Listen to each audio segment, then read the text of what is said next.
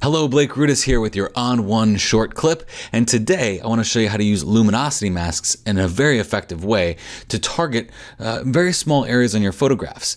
And so you can take these really extreme levels on your photographs with some of these filters and protect some things with the luminosity masks to add depth and enhance detail. So this was Thor's Well. It's about 4 hours south of where we were at one of our photo workshops. I don't know if it was worth driving 4 hours south for this, but this was a long exposure taken during the day at f4 ISO 100 at about 1 second with a 10-stop ND filter. So what I want to do is I want to exaggerate a couple things. I want to exaggerate the detail around the Thor's Well area, and I also want to bring out the highlights in the Thor's Well area, and I want to do it very easily without having to do too much manual masking. That's where luminosity masks come in.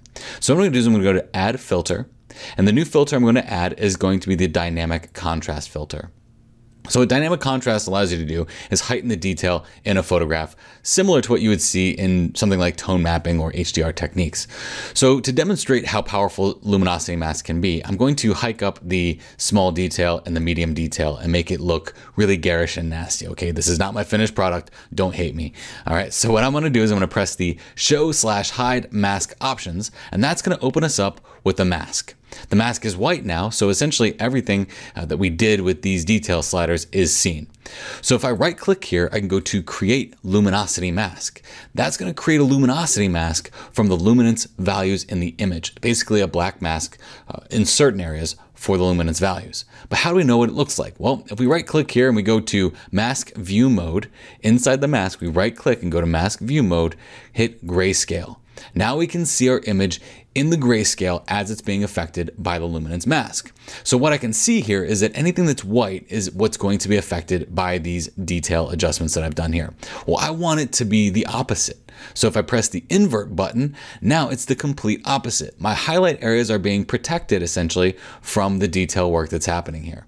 If you press the O key, you can toggle on and off that view mode so you always know what's happening with the luminosity mask you have in the image.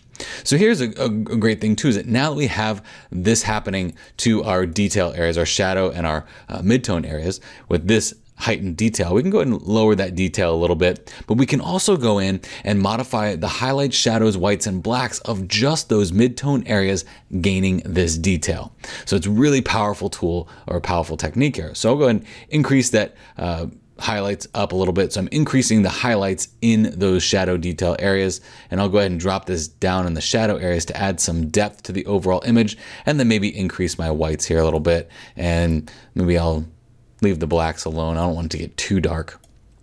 So you can see here's the before, here's the after. We have a heightened sense of depth in our midtones and our shadow areas.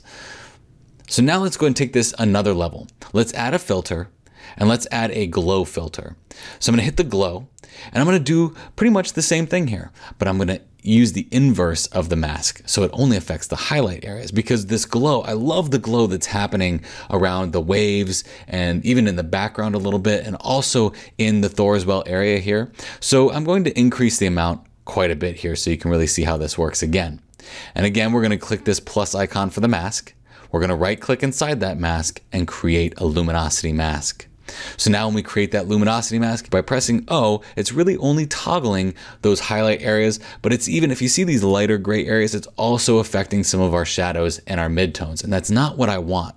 So here I can also go into those extra protection measures in the gear here, and I can just go down here and increase the shadows and increase the midtones. So now the only place that's really being affected by this glow are the highlight areas, like that. See that? So here's our overall before, right here, and here's our after.